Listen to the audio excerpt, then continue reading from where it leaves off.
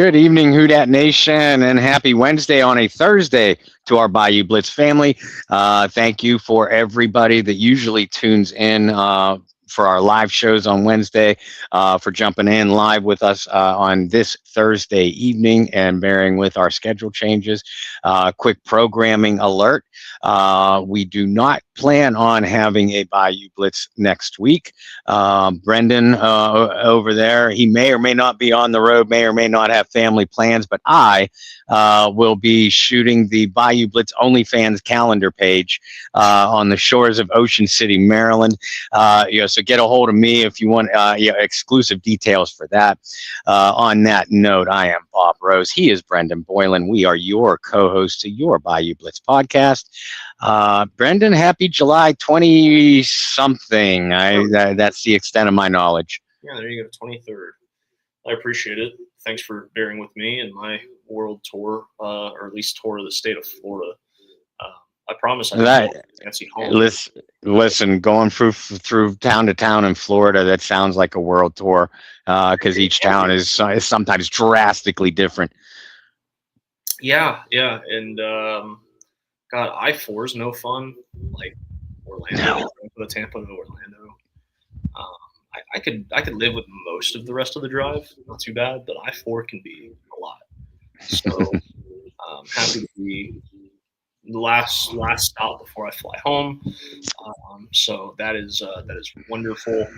Bob, there's some wonderful things on the horizon. You're talking about being in a sunny place. I am right now in a sunny place. We can all be in a sunny place in March 2027 or check out.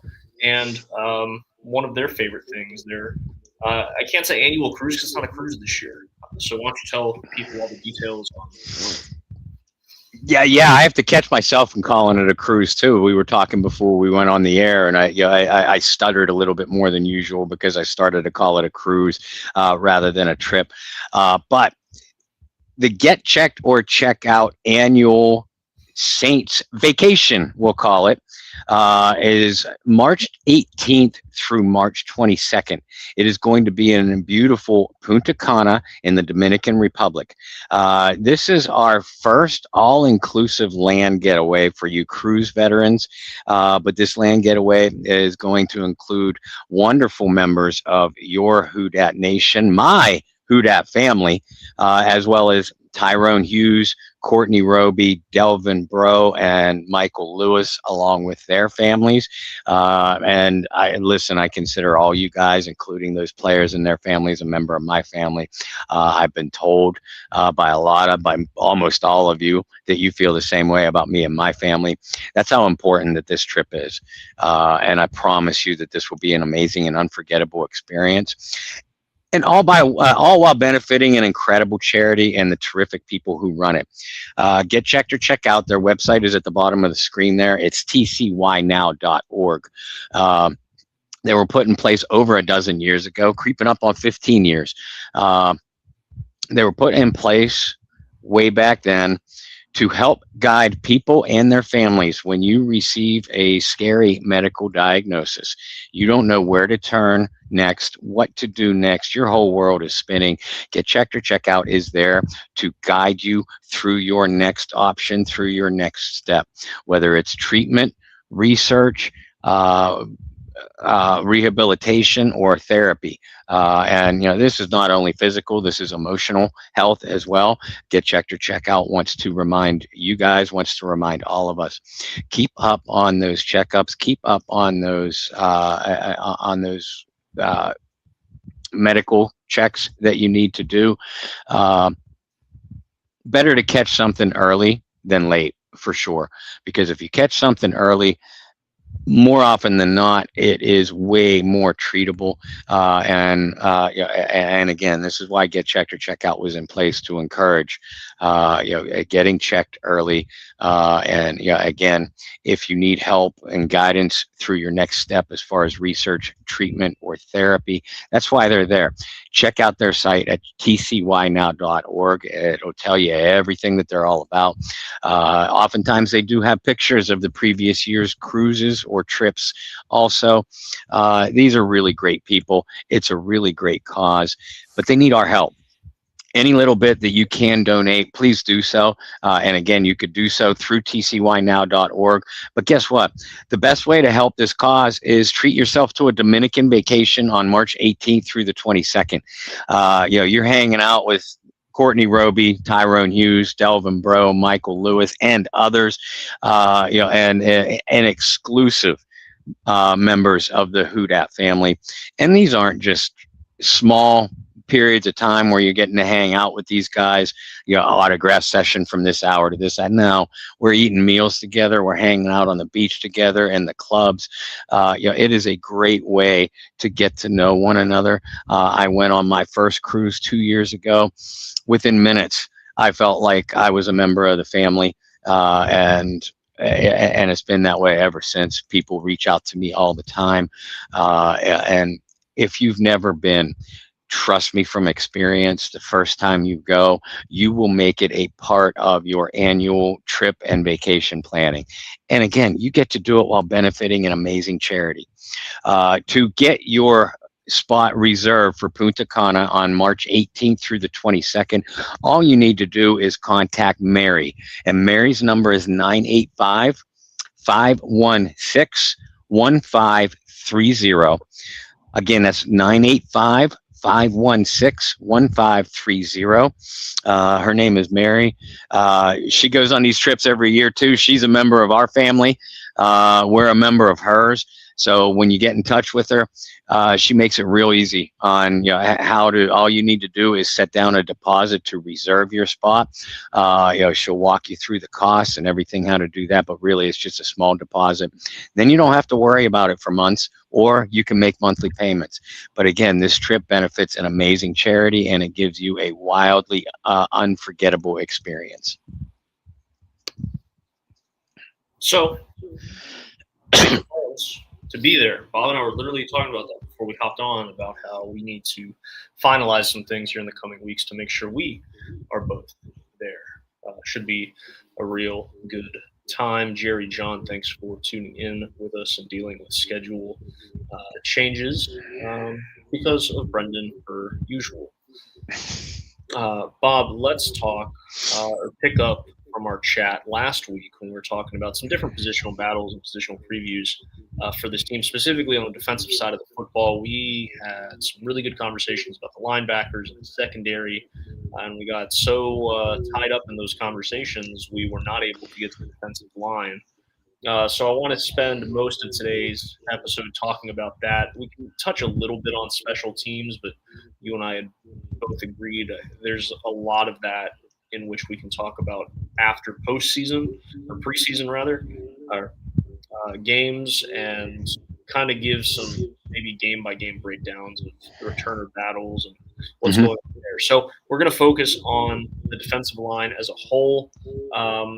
I guess just like you build a team, we'll start on the inside and build out. So we'll start with the interior of the defensive line, a group that I think it's safe to say, while you see the direction this team is going, certainly using a second-round pick on the position, there are still a lot of question marks at this spot as well because of the lack of consistency in a new system, or maybe trying to fit a square peg in a hole with players who were not really built to play particular setup under Brandon Staley. So, Bob, from there, I'll let you kind of steer the ship in which way you want to go about this conversation. But I think there are still more questions than answers when you look at this positional group going into training camp here in just a few weeks.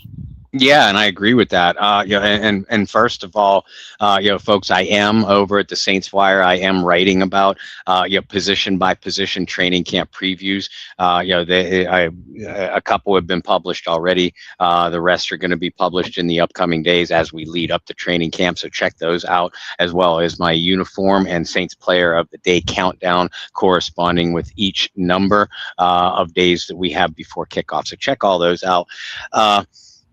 But when Brandon Staley was hired last year, we figured accurately so, that he would be installing more of a 3-4 concept than what we were used to seeing under coordinator Dennis Allen for years.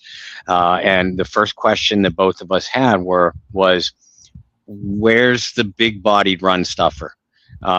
They traded for Devon Godshaw last preseason. That really didn't pay much dividends.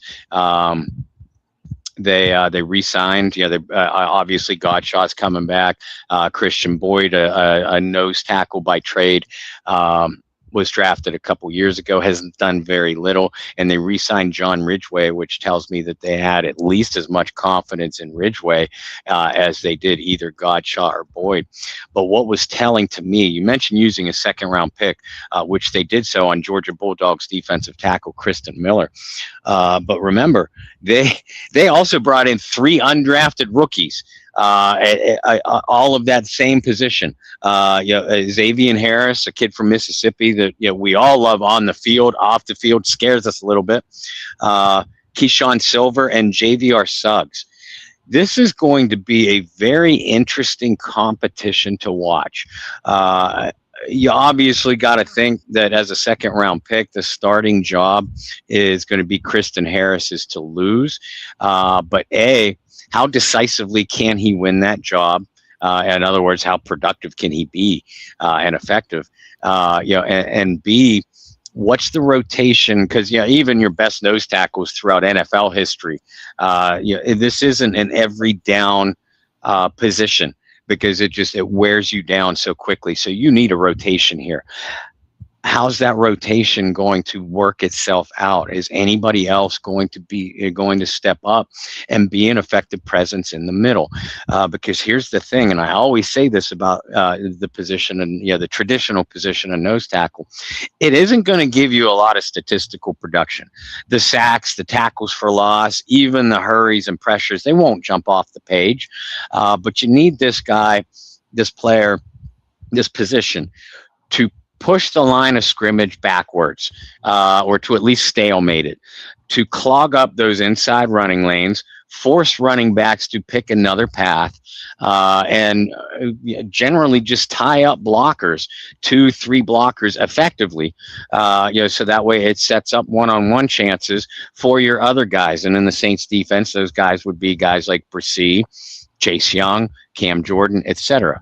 I'm excited about the pick of Kristen Miller, and I'm going to obviously be watching him closely, but I'm not as worried about him as I am the rest of the rotation and how that's going to work itself out. Well, think about over the years with the Saints and the defensive line, what was one thing that always made this team stand out, and it was they had a lot of guys that were of quality.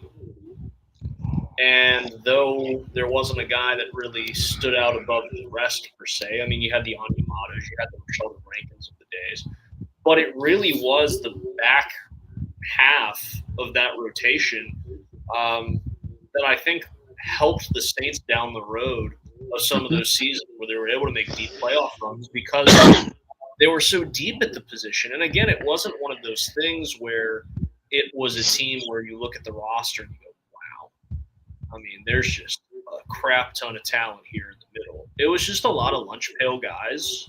Like you said, Bob's stats don't jump off the screen, perhaps. But when you throw on the tape, it was like, well, you know what? They did their job. They plugged a hole here, and that helped Cam Jordan get a tackle for loss. They did this here, and that created pressure in the face of the quarterback that led to an interception there. And for the first time in a long time, I look at the depth of the interior of the defensive line, and I'm just like, okay, Ridgway, okay. I mean, he's a big dude. I think has a great personality, and a lot of people in New Orleans really like him for that. But he's not going to be like your starter. He's not going to be the star guy. He's going to be a rotation piece. I look at Brian Brissy, who you want to talk about a square peg around hole type of guy. That's what you want to had him, as going into last season. I think he proved both of us wrong and played very well when he was asked to do things that I don't want to say he was uncomfortable doing, but when he was asked to do things that were not things that he's done as a professional or even going back to his college career. Yeah. But I don't think you can rely on that either. And Bressy's interesting too. Because Kristen Miller, Xavier Harris, the other undrafted rookies, Godshaw, Ridgeway, those are going to be your nose tackles, or compete for the nose tackle spot. Brissy, to your point, was a defensive tackle in a 4-man front at Clemson, was drafted to be a defensive tackle in a 4-man front in New Orleans. And you could say the same about Nathan Shepard, by the way. Although Shep did play, some 3-4 concepts with the New York Jets before he came to New Orleans, but for the most part, he and Brissy are the same type of player. Well, now last year they're being asked to play more defense, at least titled position of defensive end when they play a 3-man front or a 3-4 scheme. And it felt like a square peg in a round hole. And I thought Brissy played pretty well. I'll agree with you. And Shepard played pretty well too, but neither of them were able to be finishers. And the Saints need one, if not both guys, to step up and finish these plays. And let's add Vernon Brockton into that mix. We got to see very little of Vernon Brockton, really nothing of Vernon Brockton last year because he was hurt and knocked out for the year in week 2. You talk about, Kristen Miller, Xavier Harris, some of the other rookies throughout the rest of this defense. You could include Brockton in that conversation because we really haven't seen him yet. I think the Saints' hope is that Brockton wins the primary job opposite of Brissy, with Kristen Miller establishing himself as a nose tackle. These are 3 young guys, 3 big guys with good athleticism, and all on rookie contracts. Because Nathan Shepard's going to be a free agent at the end of the year. And I'm not going to say he's breaking the salary cap, but you certainly want more production out of a guy that's carrying Nathan Shepard's salary. Brian Brissy is playing for a contract extension. The Saints picked up his 5th year off, rookie option, which was a smart thing to do. But now Brissy's got to do what Chris Olave did last year, is earn that contract extension. And how do you do that? You do it by finishing plays. But that brings me right back to the middle. The Kristen Millers, the Xavier Harrises, the Devon Godshaws. If they effectively tie up more 2-man and 3-man blockers, that's going to give Brockton, Brissy, and Shepard more one-on-one opportunities on the edge, as well as Cam and Chase, but we'll talk about them in a minute. I'm with you. I think that there's going to be a lot of weight and pressure on Miller going into his rookie season. I think the expectations are high for what the Saints need from him defensively in order to not just be a good football team, but execute a system the way in which this coaching staff envisions it. And that's a lot of pressure on a guy, especially a guy that, second-round pick, there are expectations already. But you're not talking about a guy that maybe you spent a top 10 pick on. And I feel like he has a lot more pressure and weight than some of the guys that were selected in the top 10. Yeah. Well, out of this down lineman group, give me a guy that you think, and it could be Miller or a rookie if you want. Give me a guy that you think could be a breakout player for the Saints, and give me a guy that you think is squarely on the roster bubble or might even have an uphill battle to make this roster. Okay. I won't say Brian Brissy because I thought he had maybe not a breakout last year, but really showed that we put him into a mold that he didn't belong in. So I'll kind of exclude him from this. I really want Miller to be the breakout guy here. I'll start with the latter half, a guy that's just on the roster because you kind of just need a big-bodied guy. It pains me to say, but I do think Ridgeway's just on the roster because he's a big-bodied guy that was in the system last year. I don't think it was necessary thing where the Saints went into free agency and said, gosh darn it, we got to bring this guy back. I think it just made a lot of sense to bring him back. It was kind of a safe move. And that's not a knock on him. I think it's a knock on how poorly this defensive line had been structured last year and how they're still trying to kind of fill in pieces this year. But I think he's solely on the roster because he played in the system a year ago, and he's a big dude. I don't think there was anything on tape that really made you go, wow, we really need to bring this guy back. Breakout candidate. Maybe not a breakout candidate, but I would – how about a guy to watch closely more than a breakout candidate? You kind of already mentioned his name a few times and said that, this is an undrafted guy that the Saints got. It was a guy we were both really kind of asking for on day 3. Like, why not just take a shot on him? Why not just take a shot on him? They ended up taking a shot on him just as an undrafted free agent. That's David Harris. And the reason for that is the talent is there. Mm-hmm. The size is there. That is a big dude. Yeah. That could probably be playing power forward or could have played power forward at Ole Miss if he really wanted to. He's a big dude at 6'7". I think he could have a really big impact, and I think he could really challenge some of the other guys if the off-the-field issues and his headspace is in the right place going into training camp. Because if you remember, Bob, some of the national outlets, maybe not you and I, or maybe not some of the people that we talked to through the draft-a-thon, but there were some national media guys that gave this guy a 3rd or 4th round grade in the draft. And if you're able to get a guy with that kind of talent as an undrafted free agent, I mean, heck, if you get anywhere remotely close, that is an absolute win. And I do think what you also said in terms of those positions are not positions where you want those guys playing every single down and you need a rotation and you need to have some aces up your sleeve and guys that provide you different looks and provide you different things, even on the interior of the defensive line. How about a curveball going out there and it being second and long and you're like, you know what? Passing situation. Let's throw a dude who's 6'7" up there and see if he can get his hands on something, right? That's where I think he can make an impact just based off of his size alone. And so that's a guy that I'm watching closely to see how he challenges in training specifically. And then in preseason as well, yes, he's probably going to be getting looks and most of his looks are going to be coming against backups or third-string guys. But how does he look there? And how does he carry himself? Because carrying yourself through an NFL training camp is a hell of a lot different than carrying yourself through spring football. For sure. Even in the SEC.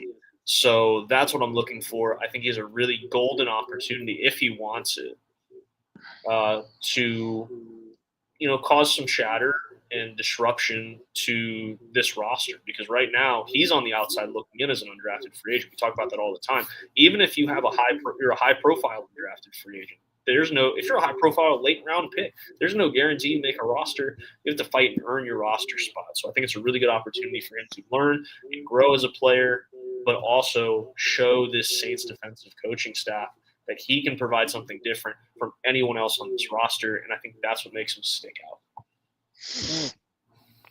My player to watch, potential breakout candidate, is Vernon Brockton. The Saints were really, really high on him last year. He gets hurt. Nobody is talking about him. And I mentioned what I believe the Saints' goal is for Brockton.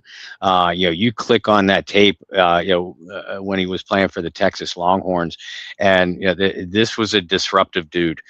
He plays the run well. He has nice power, great burst, which does give him the versatility to play inside or outside depending on your alignment.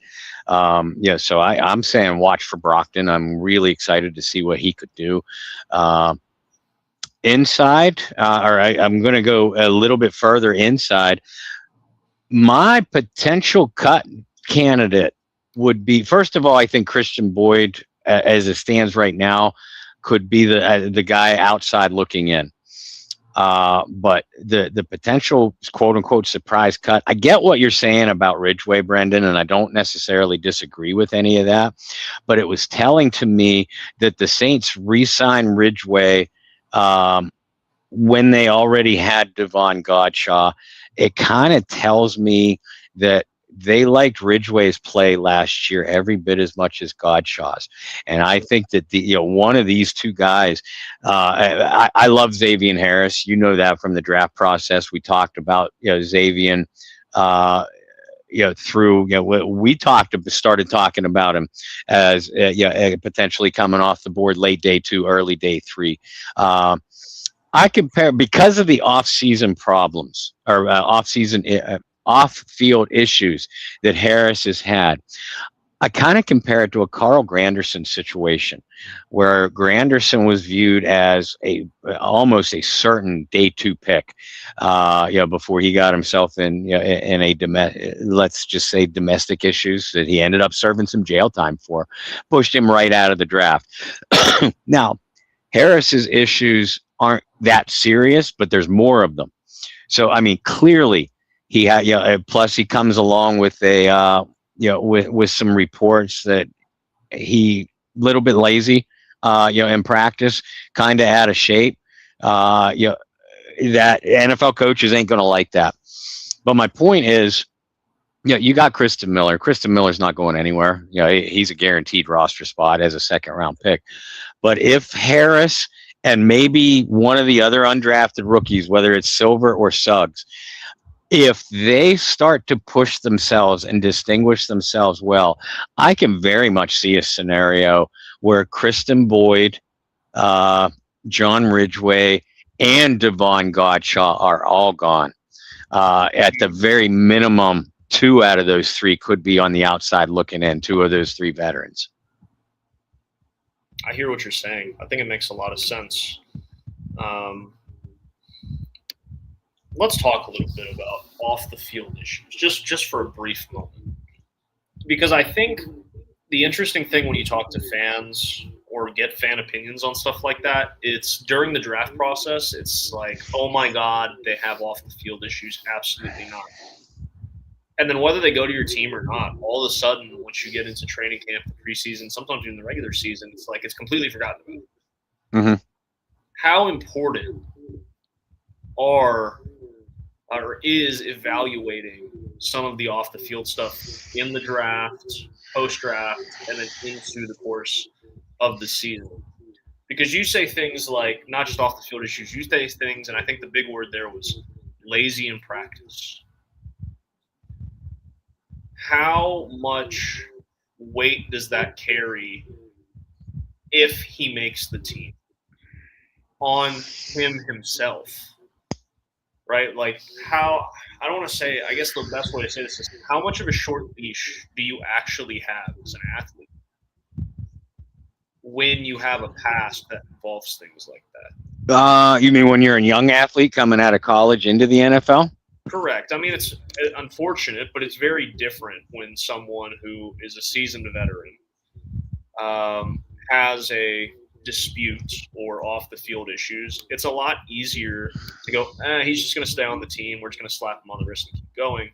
But in the case of a guy like Harris, who I said, no guaranteed roster spot. Right. How much of a short leash is that?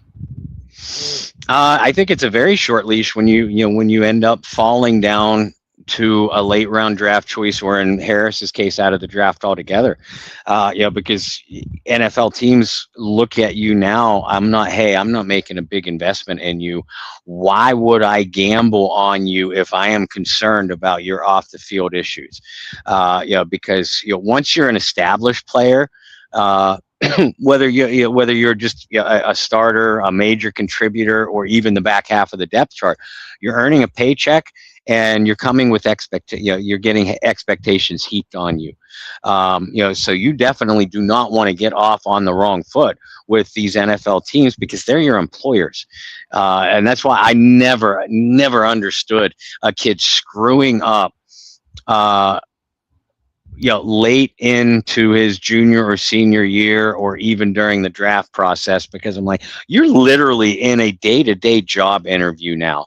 And in Harris's case, three arrests, plus the reports of his work habits. That combination pushed him out of the draft.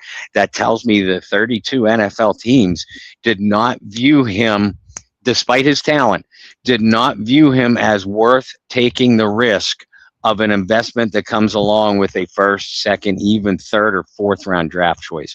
So the leash is, for Xavier Harris, is going to be short.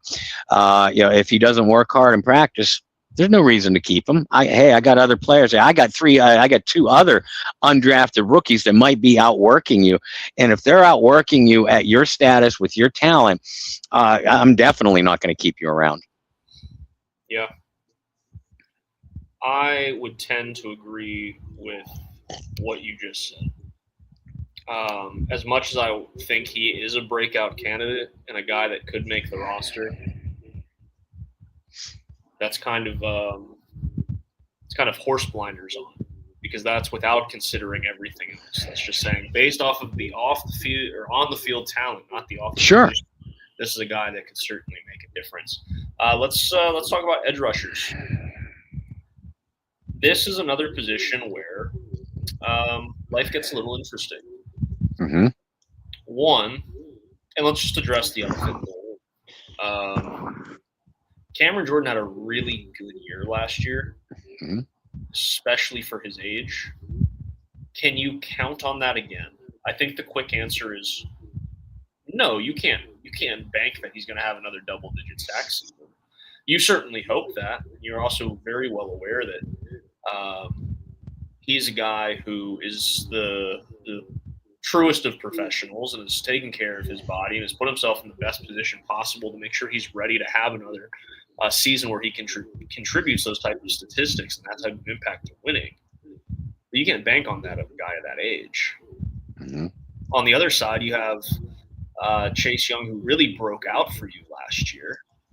But you want to kind of bite your tongue and hold your breath, because he also did that for Washington, where he had breakout campaigns and then disappeared, which brings you to Mr. Disappear, and where he has such a strong start to last season, and then all of a sudden you're like, where do you go?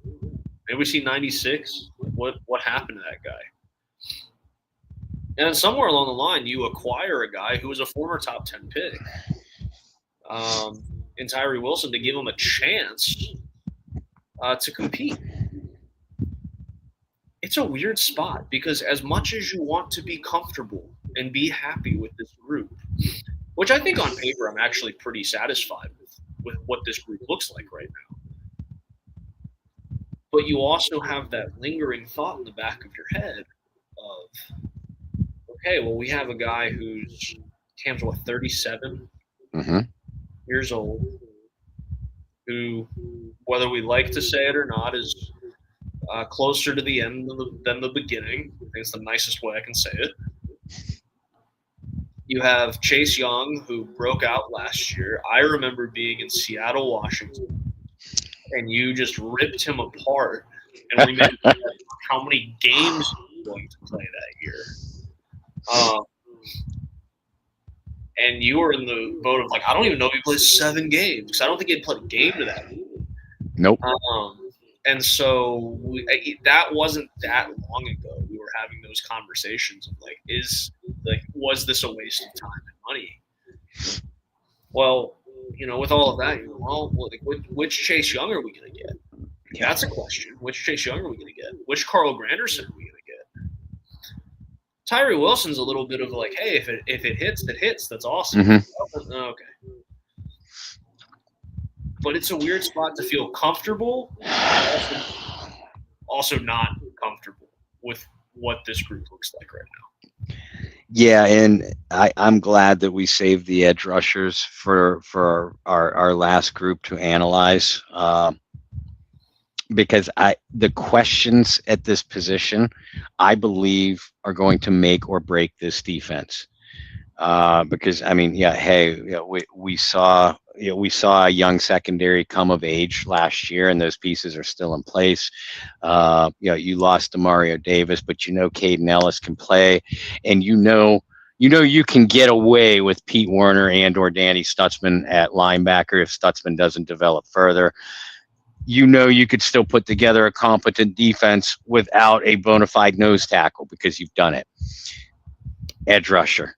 And that is the question. Yeah, how much more does Cam have left in a 37-year-old body? Is that your end or mine? What? Wow, you didn't hear the big major static? No, so it must have been my end. If you heard it and I didn't, Weird. I'm on hotel Wi-Fi. So right. Well, anyway, we don't got long to go, folks. So bear with us. Yeah, I mean, Cam Jordan, 37 years old, 16 years in the NFL. How much more does he have left? And you said you don't think the Saints are necessarily counting on a double-digit sack year. I think they might be because, again, they put all their eggs in the Cam basket. They did not even look at a sniff an edge rusher in free agency. They did not draft one. Through 7 rounds of what they have 8, 9 picks, did not select one. The trade for Tyree Wilson, that's a top 10 draft pick that hasn't played like a top 10 draft pick. And rounding out the rest of the deck, Carl Granderson has proven that he'll give you some moments, but he can't be counted on as a full-time regular starter. Chris Rumpf, nice player, gives you a decent floor, but nothing in terms of a ceiling. Anthony Jennings, same thing. Decent run stopper, not much of a pass rusher. Fadil Diggs, 7th round draft choice last year, and Michael Heldman, undrafted rookie this year. So I mean, if you get something from them, great, but you're not counting on it. So you're counting on. First of all, this is no longer Cam Jordan's defense; it's Chase Young's. I think that we saw that torch passed willingly by Cam last year. But now that Chase Young is unquestionably the man, can he play like it? He's not going to be coming out of nowhere this year. Teams are going to consistently be double teaming him. Again, I go back to if the inside guys can play more effectively, that's going to give more one-on-one chances for Chase, for Cam, for Granderson, and it's going to make them better. But whether or not that happens, when you're the guy in a defense, especially as a pass rusher, doesn't matter how many guys are on you, doesn't matter what their names are, you got to make plays. So Chase Young has to be that guy. And Cam Jordan, for the Saints defense to have any success, Cam has got to be closer to the 2025 guy than the guy that we saw in 2023, 2024. Because I like Tyree Wilson. I liked him coming out of the draft. I love his explosiveness. But unless that light switch turns on, you can't really count on him. I love the fact that Cam is back because you can ask for no greater mentor for a Tyree Wilson than Cam Jordan. And I mean, if Cam can give you some production closer to last year, then you don't have to count on Carl Granderson. You can use Tyree Wilson in selective spots, maybe boost his confidence. And if he gives you something, maybe it is another Chase Young scenario. I'm convinced that that's why the Saints made the deal for him in the first place. It's a literal no risk, high reward situation. But it all comes down to Chase Young and Cam Jordan. Yeah, I mean those are the guys you're paying the big bucks for. I think realistically, if Cam can get 8 or more sacks, I would view it as a good season statistically. Agreed. Agreed. Can we also agree that you need at least 12 sacks and 15 games from Chase Young to consider that a good season? 12's a number. It'd be the highest of his career. He set his highs with 10 last year, but I mean those 10 came in 10 or 11 games. Right. So I mean that's a great pace. Yeah, I think I think if you can give me 12 sacks over the course of a 17-game season, I'd be happy from Chase Young. But that is a big ask of a guy who has never really consistently come close to those numbers. But you're paying him to do that, right? You're not paying him the money that you're paying him to be a guy that gets 8 sacks a year. Right. Eight sacks, or sits out 6 to 8 games, Right. Anything like he's got to be on the field and he's got to produce. And I'm convinced if you're going to boil it down to one player that governs the success or failure of the Saints defense, it is Chase Young. Yeah. Which is different because all these years in the past, it's been Cam Jordan. It's been Davis. It's kind of like you said, it's the passing of the torch to another guy, being like, well, it's your responsibility now. When we need a big play on a big third down late in the game, it's no longer everybody's eyes are on Cam Jordan. Everybody's eyes are going to be on 99. And that's going to be, and we talked about it at the end of last year. It was helpful for Cam that Chase was having the success that he was because it opened up the door for Cam, and vice versa. You do need some of that, and I don't have a whole lot of time left, but I think I can open up this can of worms and we can kind of tie it back together. God, I need some consistency out of Carl Granderson. And when I say consistency, I mean I don't want to see 4 sacks to open up the season and then just not hear your name called the rest of the game. Then like 2 total tackles over the next 10 weeks. Right. And then another 3 sacks in the last 2 games. Right. Yeah. But that I know you said you need to see that, but this is what Carl Granderson has always been. He's been a flurry guy. Which is why, if the Saints felt like that they could trust him, Granderson, that is, they wouldn't have prioritized. They wouldn't have brought back Cam Jordan at all. I'm convinced of that. But Granderson needs to be a complementary rotation piece. Yep. He is nothing. I like Carl. I love watching Carl make plays, and I get excited when he does. It boosts the whole. The enthusiasm trickles through the whole defense when he does. He just doesn't do it consistently, but he never has. So I don't know that that's going to change now. If you wanted to label him as a high-end rotation piece, I think that's fine. Fair. Although Granderson is consistently inconsistent. Yes, he is. He is. And look, folks, we are going to see. I loved watching this down the stretch, and we talked about it a couple times on our post-game wrap-ups during the season. There were times where Cam, Chase, and Granderson were all on the field at the same time. Basically, what Dennis Allen used to call the old NASCAR package. We are going to see Chase Young, Cam, Granderson sometimes with their hand in the dirt, a de facto 4-man front or even 5-man front. Brandon Staley's going to move these guys around. Even a couple of Granderson's pressures or sacks, it actually came from a defensive tackle spot. With Cam and Chase on the outside, right? So they are going to be moved around.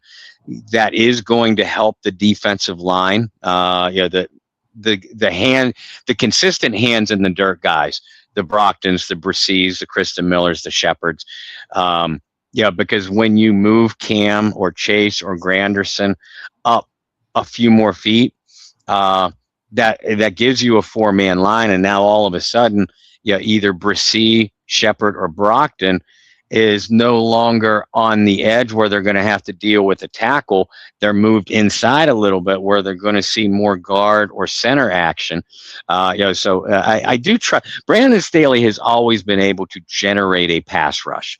It is just so much better for a defense when you don't have to get tricky or cute to do it, because you have a Chase Young or a Cam Jordan that you're always going to be able to count on. I know this guy. I know I don't have to blitz from this particular side because this guy's going to get the pressure on the passer anyway.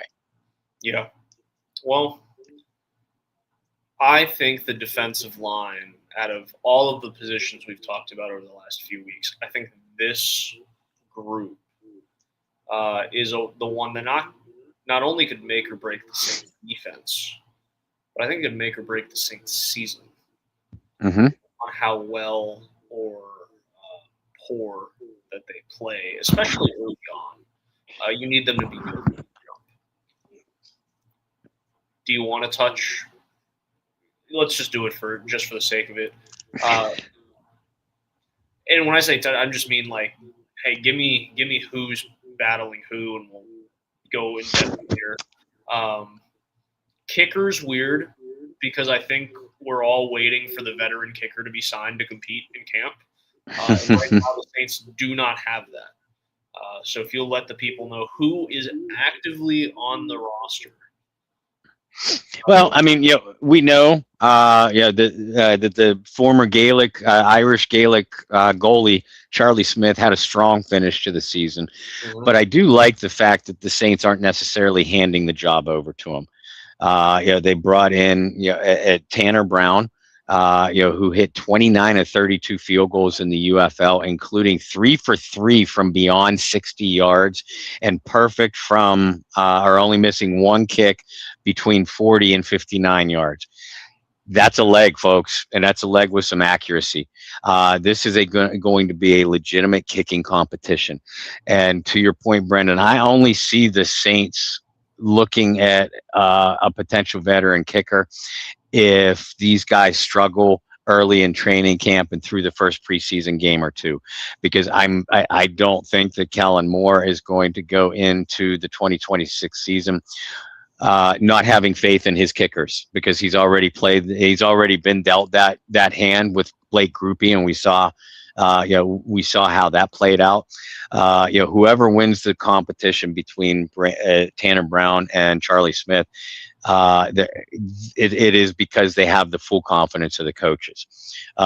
Punter has been a revolving door since Thomas Morstead, and the Saints got sick of dealing with undrafted rookies, so they signed a veteran. One of the better veterans in the league at the position, actually.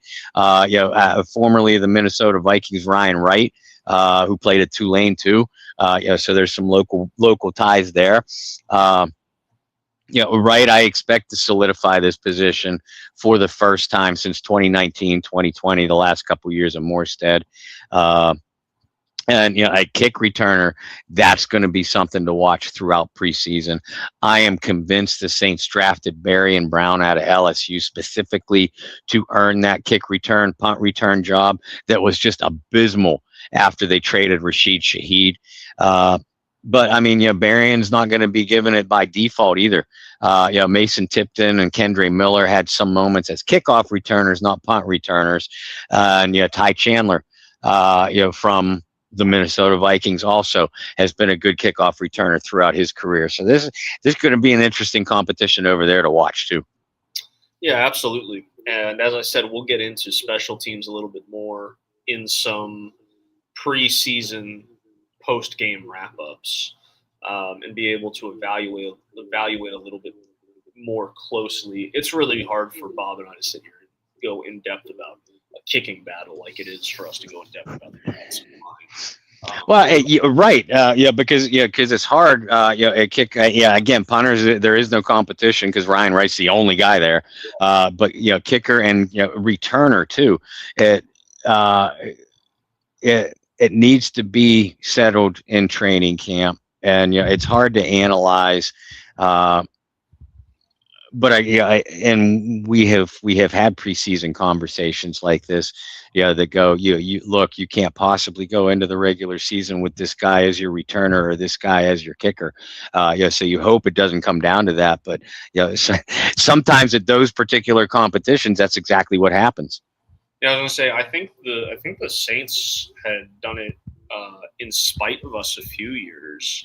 I remember when Groupie was fighting for the job the first time, and I was like, you can't have a guy from Georgia State that hit like 70% of his kicks as your starting kicker going into the season, right? Like, you just can't.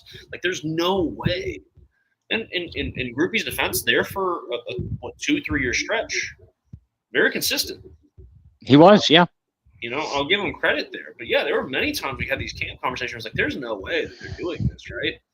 Oh, they did They did. They went into years without like a starting kick return.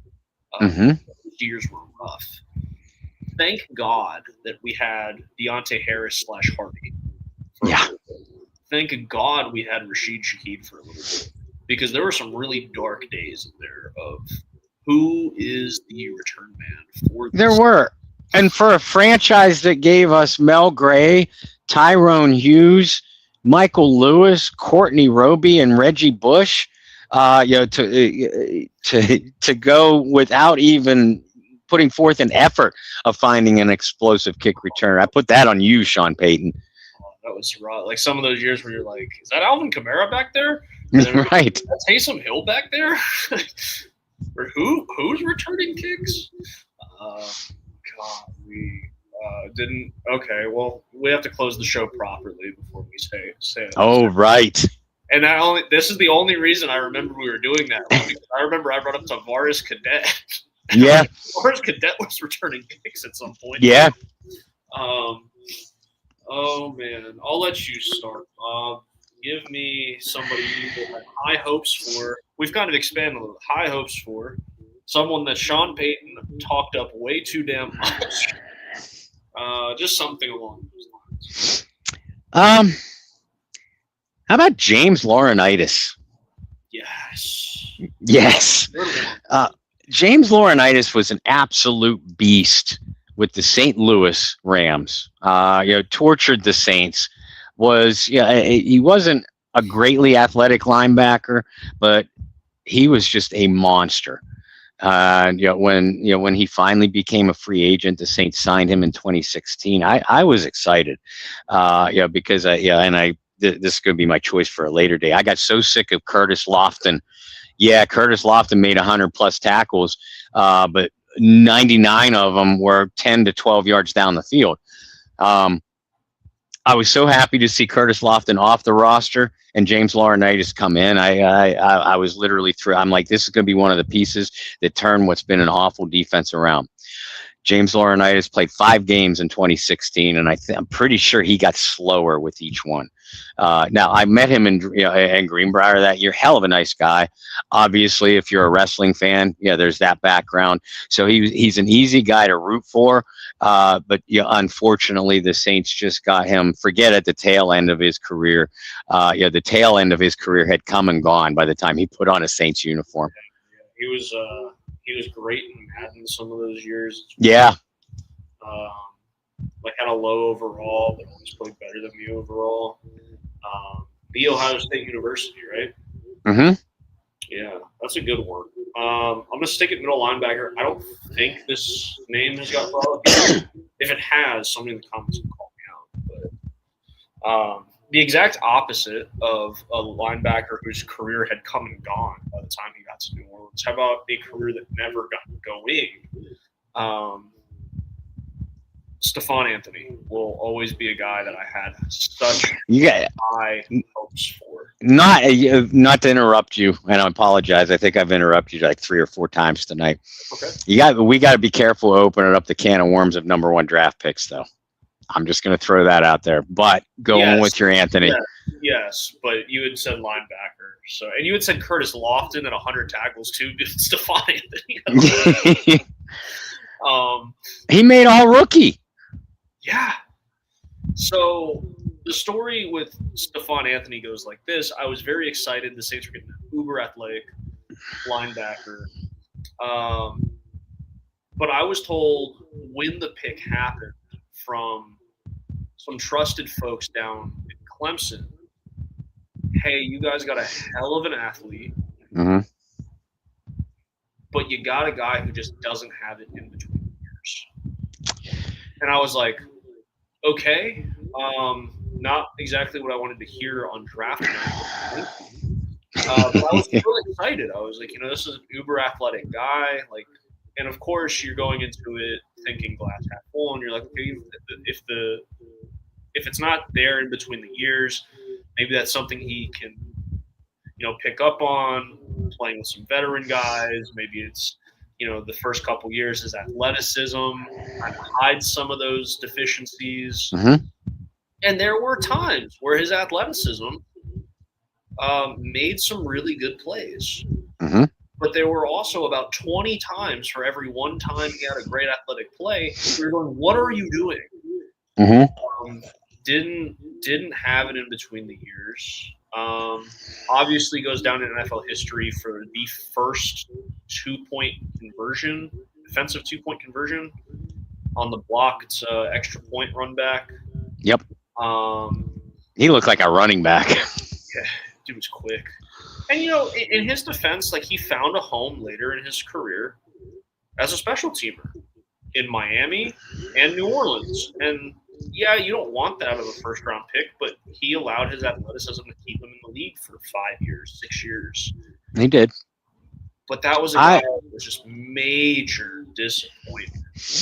I tell you, I love the pick of Stephon Anthony. When they this was my first year. I was transitioning, from the Big Easy Believer and Barry Hurstis over to John Hendricks and Canal Street Chronicles.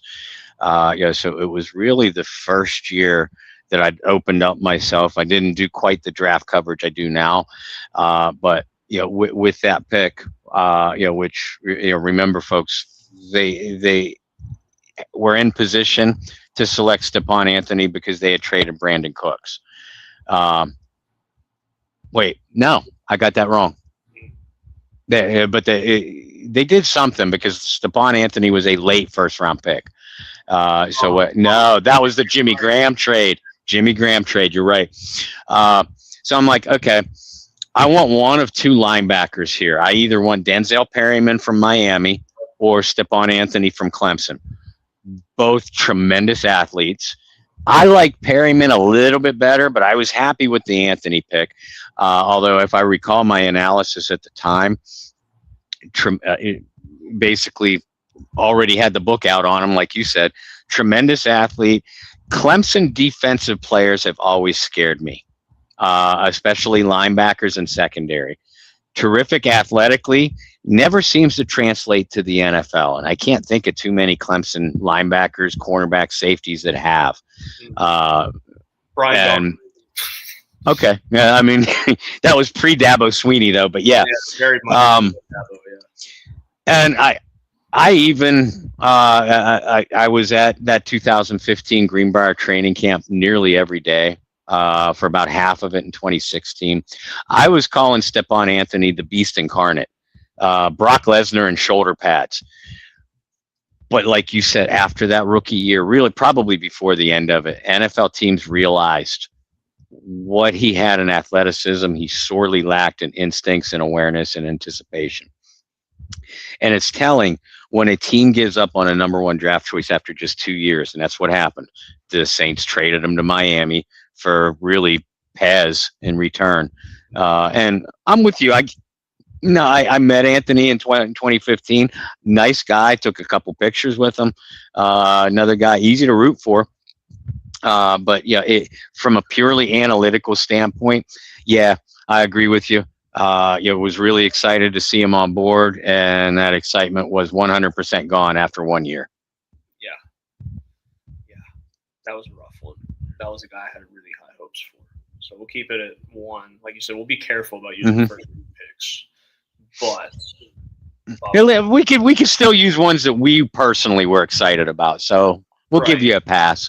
That was one that I really thought the Saints had hit on. And it goes back to something that has bit me in the ass as long as you and I have worked together. It is give me something that is so drastically different than what I'm used to. And at the linebacker spot, specifically the middle linebacker spot, with Curtis Lofton, even John Vilma before, lacking like ultra athletic, right? And I was like, ooh, now you're getting an uber athletic. And